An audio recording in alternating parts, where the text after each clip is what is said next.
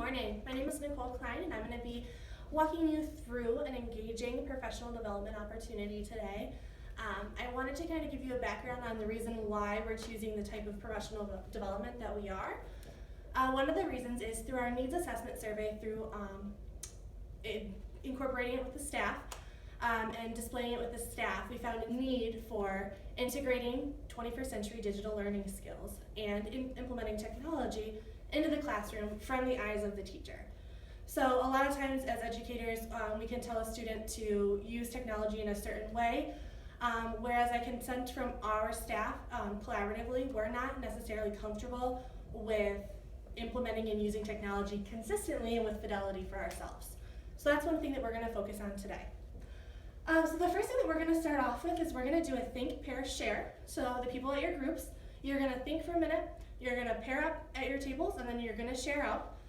And these are the things that I want you to be thinking about. What are some different types of technology and ways that you use technology in your classroom already? What are some struggles or obstacles that you see or you find that are hindering you from using the 21st century digital tools in your daily lessons? And what would be some things that you would need from maybe your administration to assist you in achieving this goal? So I'm going to go ahead and give you about a minute to just go ahead and think, and then I'm going to have you turn around and share to partners. Okay, can I clarify the task? Excellent, go ahead and get working.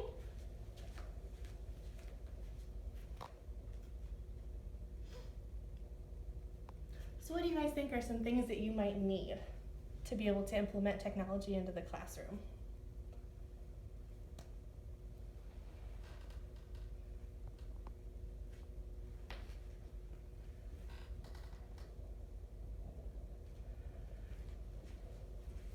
Okay. All right, so I heard some really great things as I was going around the room, listening to the conversations that we had. Some of the things that I heard is just being able to be comfortable with different kinds of programs, different types of technology, and ways to use it. A lot of teachers think that time, I've heard, was one of the things that was a big factor. Not having the time to explore, not having the time to really get comfortable with it before using it with your students. So those are a couple of things that we're going to tackle today. So after breaking our ice, I want to give you guys the why behind why it's so effective in the classroom, why using technology is so important to us. And one of the main things is that we have to realize as educators is that we are moving forward in an era of education where technology is just growing. That is just the advancement that's taking place. And so really, for us to not give our students that 21st century knowledge and those skills is really doing them a disservice. So that's one of the major things.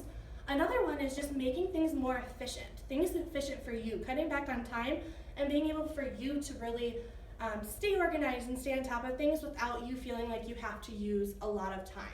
And technology, yes, moving forward, it takes a lot of time at the very beginning, but I promise you it becomes a smoother process as we go through. So I've already given you guys an article that I wanted you to read. I put it in your mailboxes. And I wanted you guys to just kind of read through, jot down any notes on it that you thought that you were questioning or things that you really agree with or disagree with. So you guys all have your articles on your table. I've already paired you off, 1, 2, 3, and 4. So what you're going to do is there are sections labeled on your article. Section 1 is going to go with the person at number 1 on the table, 2 with 2, 3 with 3, and 4 with 4. What that means is you're going to go and skim through your section of the article that is already highlighted for you, and I want you just to be able to sum it up and highlight the main points with your group. So I'm going to give you about 1 minute to go ahead and skim through your article, okay, decide on your main points, and then I'm going to give you about 30 seconds each to share out. Okay, so at this time, go ahead and skim through your section of the article based on your number, and then I will give you time to share out, and I'll make sure that I let you know that as well, okay?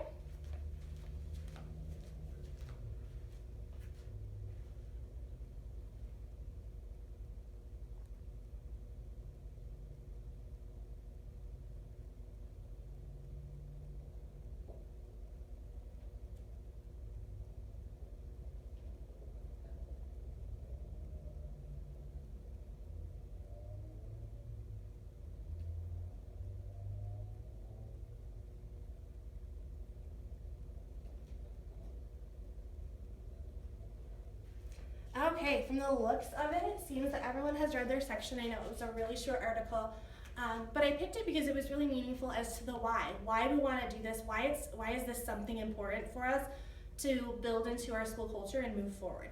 So go ahead and take the next 30 seconds. I'm going to have you guys go ahead and share out. Number 1 is going to start, followed by 2, 3, and 4. So you'll take 30 seconds. I'll go ahead and clap twice every 30 seconds so that you know to switch partners, and then you can go ahead and share out. Can I clarify the task? Okay, go ahead and get started.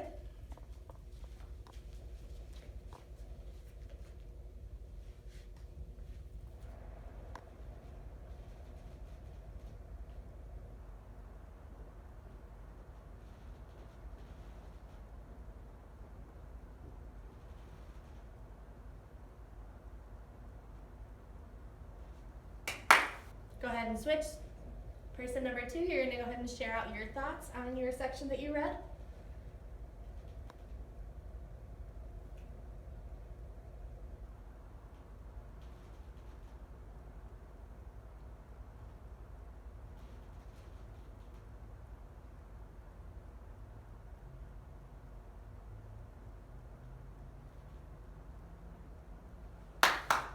Okay, person number 3, go ahead and share out your thoughts about the section that you read.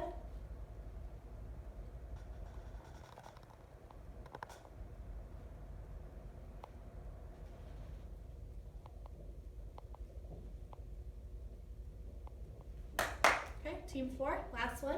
Go ahead, you've got your time to go ahead and share about the section that you read, what you thought was interesting, and the main points from it.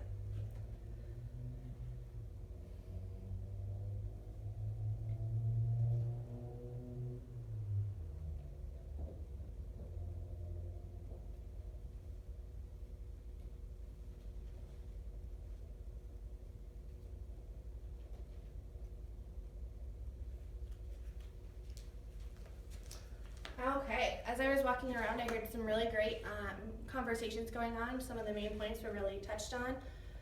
Some of the things that you really want to think about when you're implementing this kind of stuff is the length of time that it takes. You really want to think about how it affects students, right?